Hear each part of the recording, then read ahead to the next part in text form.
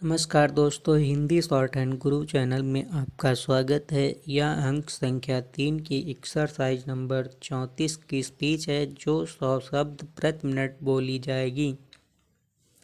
Start. अध्यक्ष महोदय, मैं सरकार को विश्व बैंक की सहायता से कावेरी डेल्टा के आधुनिकीकरण के प्रथम चरण को अनुमति देने के लिए धन्यवाद देना चाहूँगा। इसकी अनुमानित लागत 80 करोड़ रुपए है।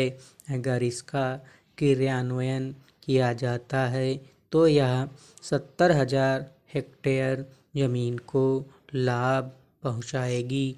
मैं सरकार से यह अनुरोध करूंगा कि वह यह सुनिश्चित करने के लिए सभी जरूरी कदम उठाएं कि नवीनीकरण शीघ्रता से हो व उचित ढंग से कार्यान्वित हो। मैं कहना चाहूँगा कि हमने कृषि के क्षेत्र में बहुत प्रगति की है। इस क्षेत्र में हमारी उपलब्धियाँ असाधारण हैं और पर्याप्त हैं। हालांकि किसान अभी भी खुश नहीं हैं क्योंकि अपने उत्पादन के लिए उन्हें लाभकारी मूल्य नहीं मिल रहा। तमिलनाडु में किसान धान के प्रति क्विंटल पर 250 रुपये के समर्थन मूल्य और गन्ने के प्रत्येक टन पर 500 रुपये समर्थन मूल्य की अपेक्षा करते हैं।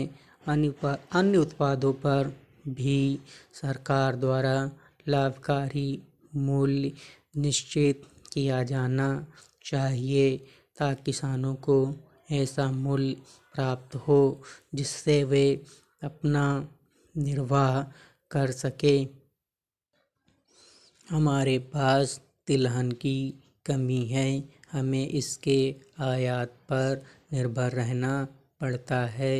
देश में तिलहन के उत्पादन के लिए हमें और प्रोत्साहन और सहायता देनी चाहिए।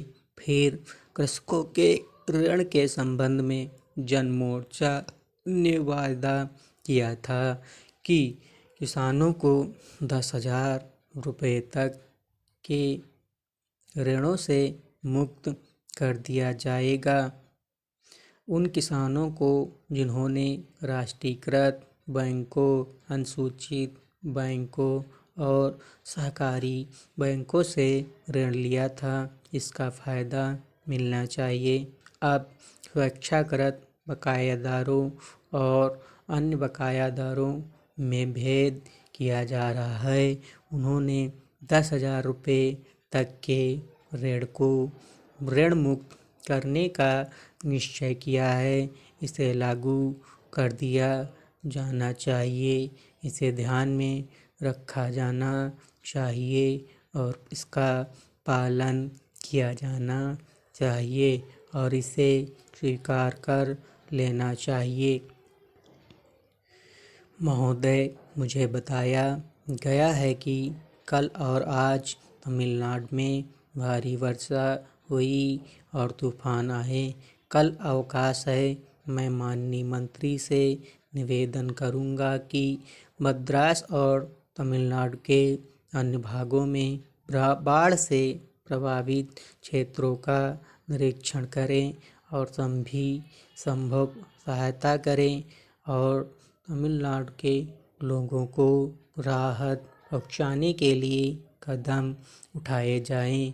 आदरणीय अध्यक्ष महोदय, आपने मुझे कृषि और जल संसाधन मंत्रालय पर बोलने का अवसर दिया। इसके लिए मैं आपका आभारी हूँ।